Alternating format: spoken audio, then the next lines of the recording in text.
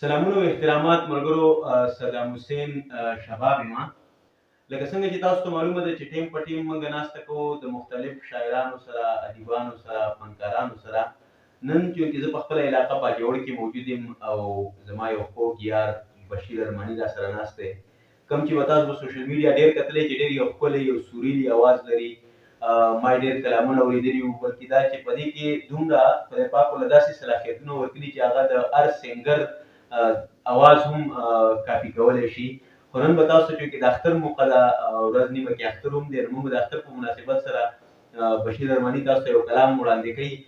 بشیر ارماني صاحب هرکلی درته وایو په خپل پروګرام کې. ډېره زیاته مهرباني شباب صاحب چې تاسو مخکې هم راچکر شوي وئ. بېچینارانو ته تدیوال ته هم ستاسو غزل ریکارډ کړی و، ډېر زیات خوند یې کړی و. انشاءالله نن به موږ کوشش کوو چې دغه ناڅاپي ترانو مله ورکړو. انشاءالله موږ خپل کوشش کوو. چونکې تاسو خدای پاک ډېر یو ښه اواز درکړی دی، نو دغه کلام کوم ملګرو ته زمزمه کوي او خوندونه ترې واخلي نو تاسو به نو بلکل دغه ستاسو کلام مې مخې ته پروت دی او ناڅاپي ترانو دی چې اختر د خوشحالو راله غمونه بلا راوړل، اختر د خوشحالو راله غمونه بلا راوړل، یو درد را په زړه کو او فکرونه بلا راوړل، یو درد را په زړه کو او فکرونه بلا راوړل. کوم شال چې لیونیو په اختر کې په سر کړی، کوم شال چې لیونیو په اختر کې په سر کړی، هغه رنګ نشته رنګ نشته ټوپ ماراله شالونه بلا راوړل، رنګ نشته ټوپ ماراله شالونه بلا راوړل، یو درد را په زړه کړو فکرونه بلا راوړل، اختر د خوشحالو راله غمونه بلا راوړل. ما هسې ورته ویلي وو یادېږي مې ملګرو، ما هسې ورته ویلي وو یادېږي مې ملګرو، ریبار راله په جیب کې تصویرونه بلا راوړل، ریبار راله په جیب کې تصویرونه بلا راوړل، یو درد را په زړه کړو فکرونه بلا راوړل، اختر د خوشحالو راله غمونه بلا راوړل. زه خپل وطن به ستا په خواهش ورنکړم پیرسا،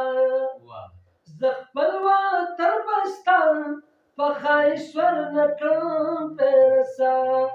هر څوک پیرنګي ورله رسمونه بلا راوړل، هر څوک پیرنګي ورله رسمونه بلا راوړل، یو درد را په زړه کړو فکرونه بلا راوړل، اختر د خوشحالو راله غمونه بلا راوړل. رقیبه شباب ډېر انتظار کړی په قلار شه، او رقیبه شباب ډېر انتظار کړی په قلار شه، لیلا ورله توپکې چې ګلونه بلا راوړل، لیلا ورله توپکې چې ګلونه بلا راوړل، اختر د خوشحالو راله غمونه بلا راوړل، یو درد را په زړه کو